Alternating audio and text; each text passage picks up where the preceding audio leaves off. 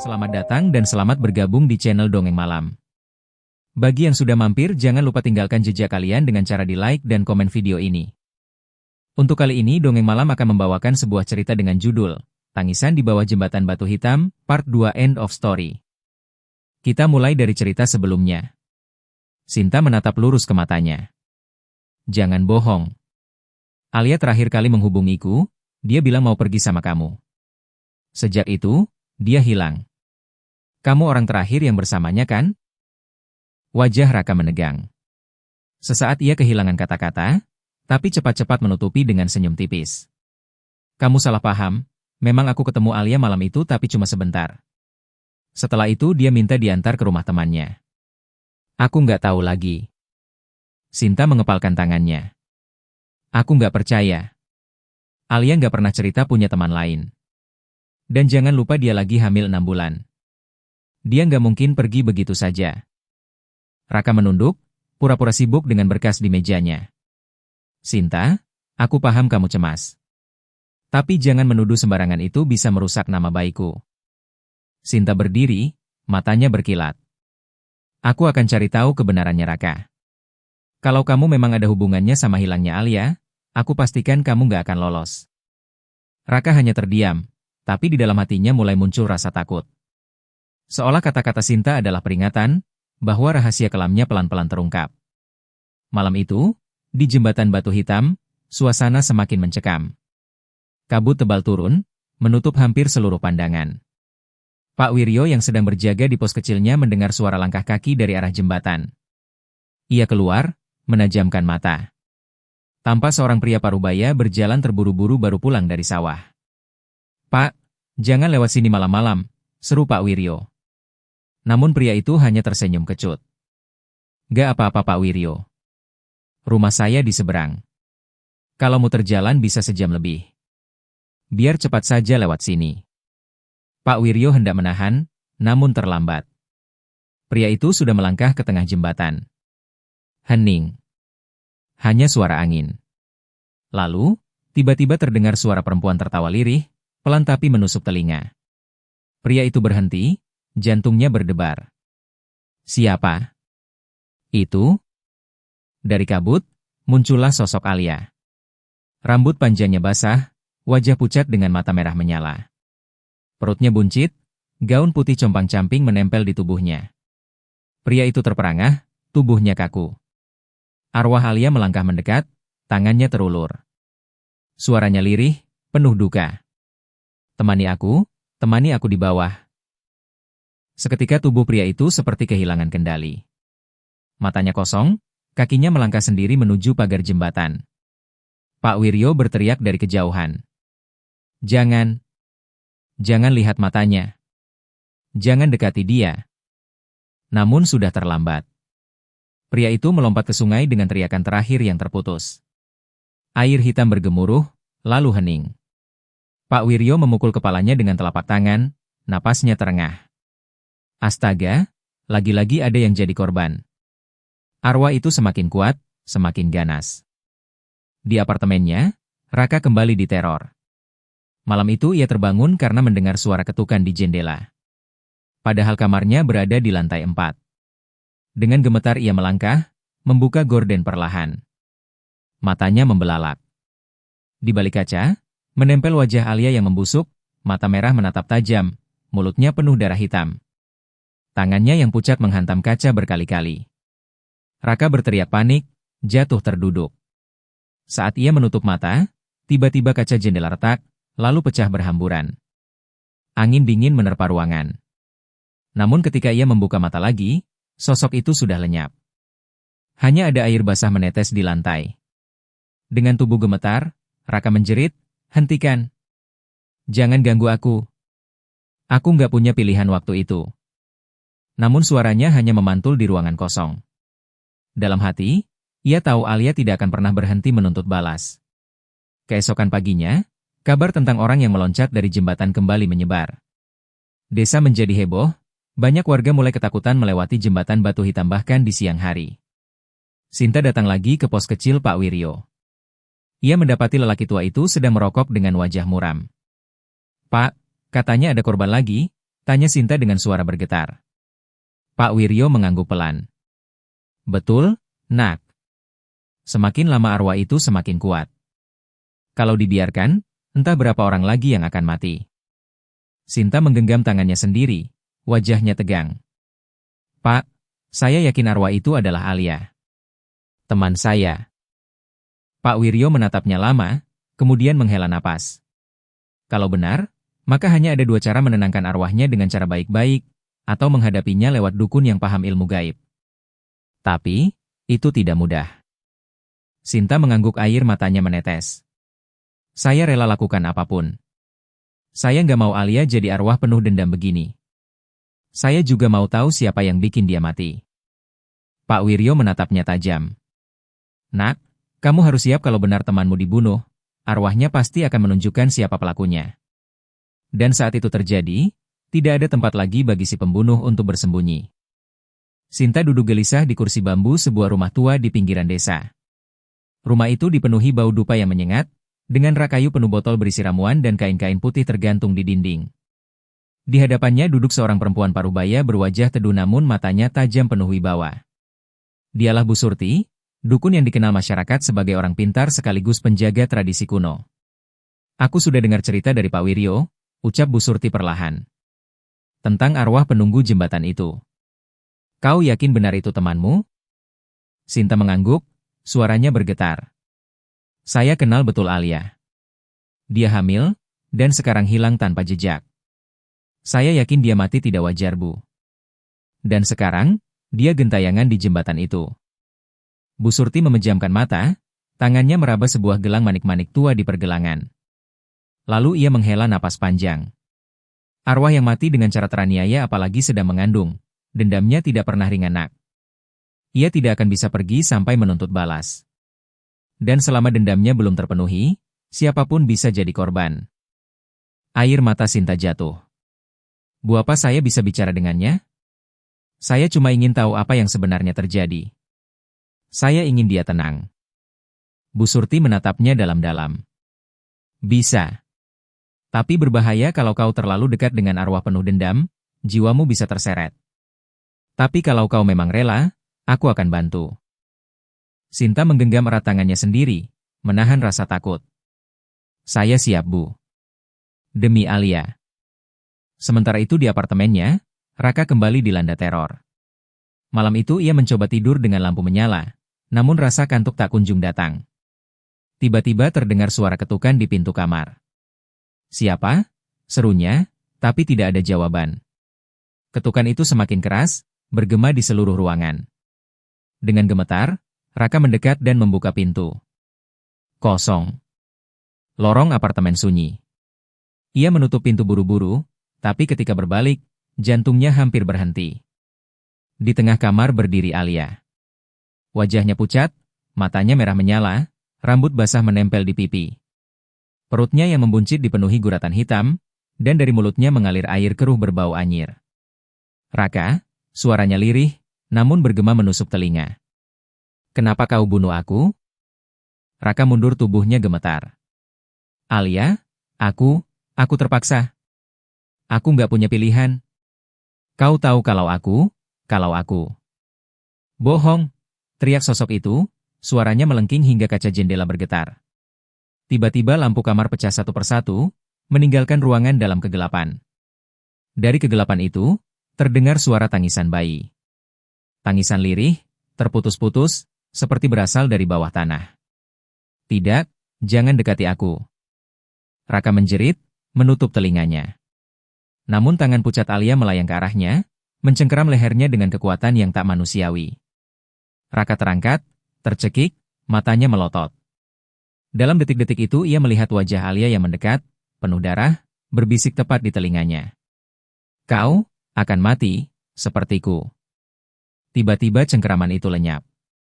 Raka jatuh terhempas ke lantai, terbatuk-batuk keras.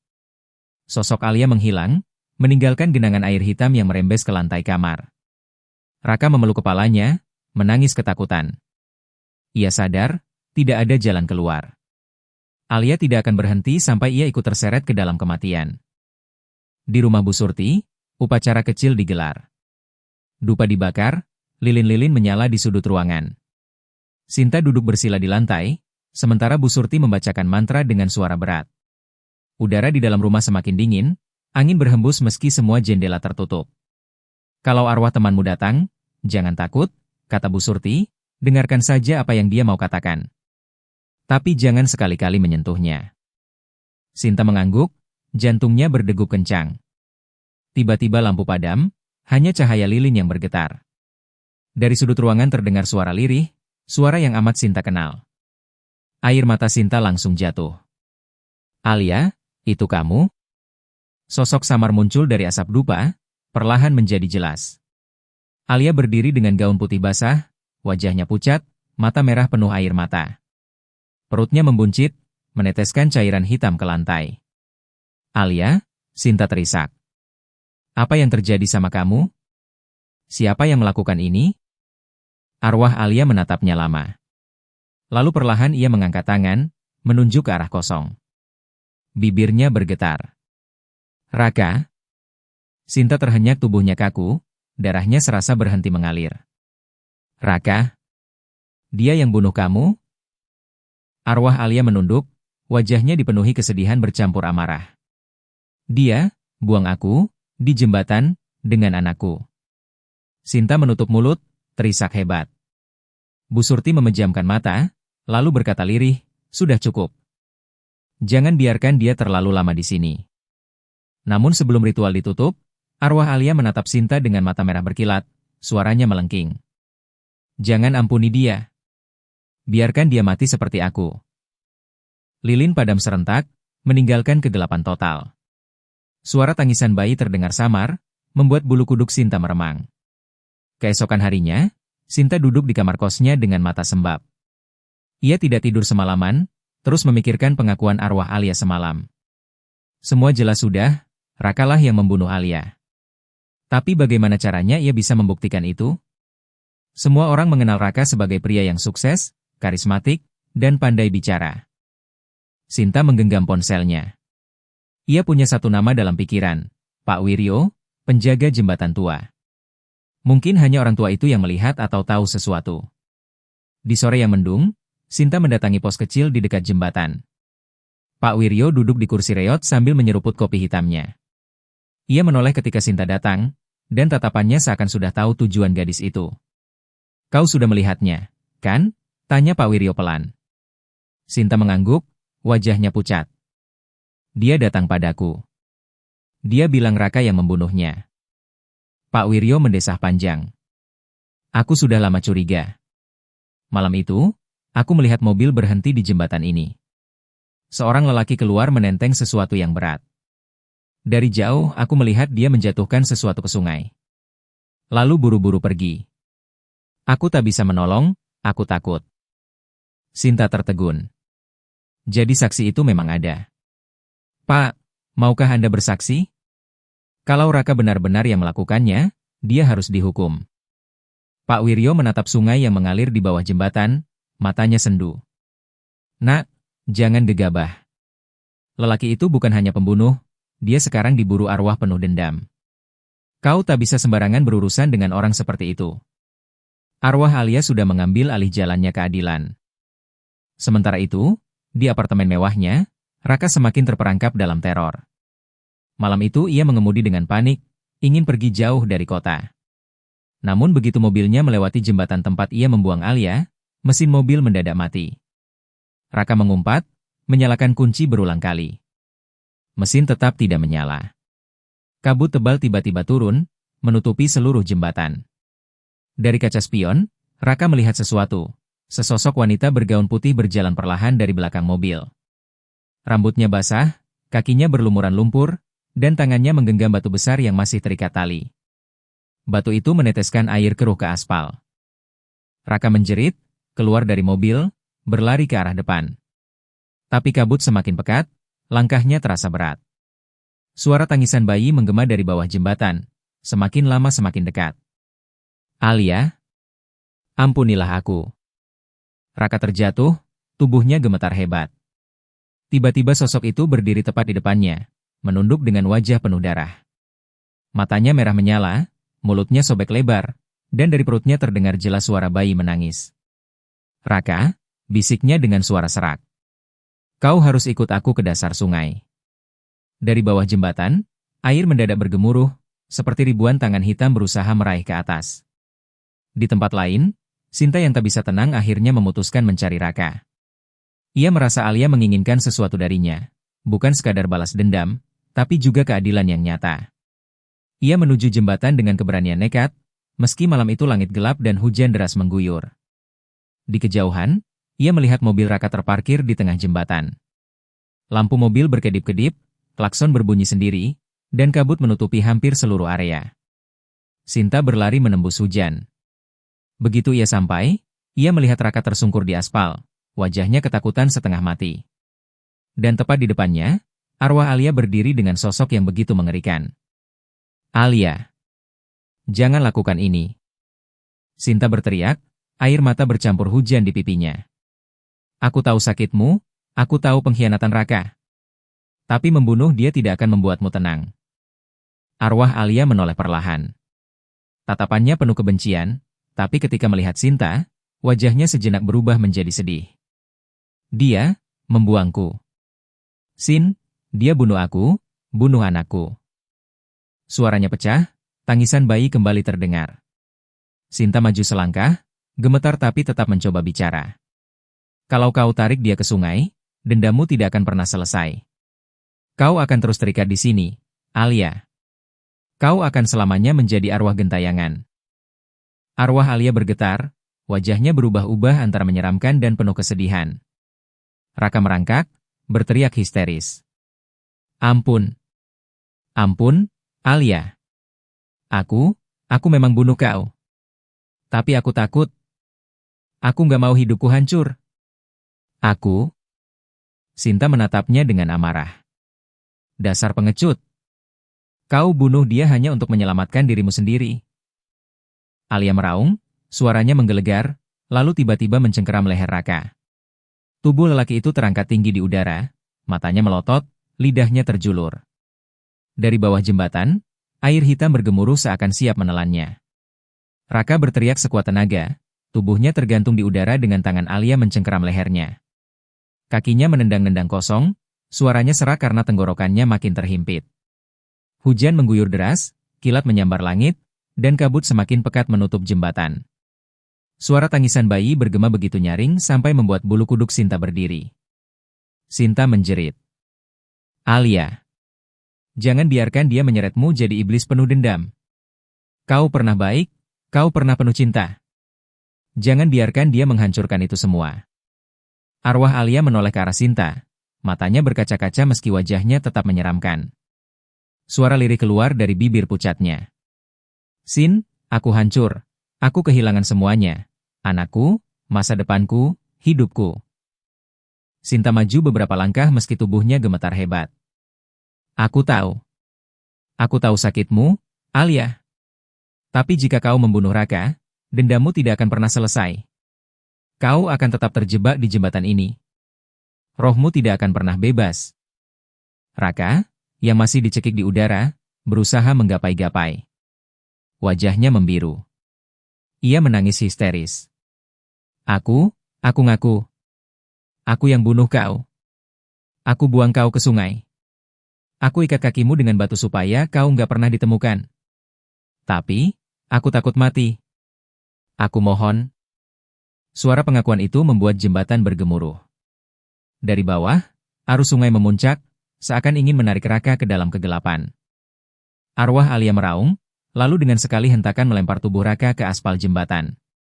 Lelaki itu terguling, batuk-batuk, tapi belum sempat bangkit, air sungai tiba-tiba memanjang seperti tangan hitam yang meraih dari bawah. "Tidak. Jangan." Sinta berlari ke arah Alia, berusaha memeluknya meski hanya menembus tubuh gaib. "Kalau kau lakukan ini, kau akan terikat selamanya. Biarkan hukum manusia yang menyelesaikan." Arwah Alia menunduk. Wajahnya kini berganti antara penuh amarah dan kesedihan. Ia menatap Raka yang meringkuk ketakutan, lalu menatap Sinta yang berlutut sambil menangis. Suara bayi terdengar semakin keras, hingga akhirnya perlahan mereda. Alia melepaskan cengkeramannya pada dunia. Perlahan sosoknya memudar, air mata menetes dari mata pucatnya. Sinta, tolong, pastikan dia dihukum, jangan biarkan dia bebas. Seketika itu kabut terangkat, hujan reda dan jembatan menjadi sunyi. Raka terkulai lemas di aspal, wajahnya penuh ketakutan. Sinta menoleh, menyadari Alia telah menghilang. Hanya suara sungai yang tersisa. Beberapa hari kemudian, Sinta membawa Pak Wiryo ke kantor polisi. Dengan keberanian yang tersisa, ia melaporkan semuanya. Pengakuan saksi, ditambah tekanan psikis Raka yang kini ketakutan setiap malam dihantui mimpi buruk Alia, membuat polisi berhasil menyeretnya ke meja hijau. Raka akhirnya divonis seumur hidup atas pembunuhan berencana. Sinta berdiri di luar pengadilan, menatap langit sore. Hatinya terasa lebih ringan. Ia berbisik pelan, "Alia, kau sudah mendapatkan keadilanmu. Istirahatlah dengan tenang." Angin sore bertiup lembut, dan entah hanya perasaannya saja, Sinta mendengar bisikan halus di telinganya. "Terima kasih, sahabatku." Dan cerita selesai di sini. Terima kasih sudah mengikuti cerita sampai akhir. Untuk cerita dengan judul Tangisan di Bawah Jembatan Batu Hitam berakhir di sini. Akan banyak lagi cerita-cerita menarik yang akan dibawakan Dongeng Malam. Jadi silahkan di-subscribe channel ini agar tidak tertinggal cerita-cerita menarik dari video berikutnya. Dan jika kalian suka dengan cerita-cerita seperti ini, silahkan di-share video ini agar channel ini bisa lebih berkembang lagi.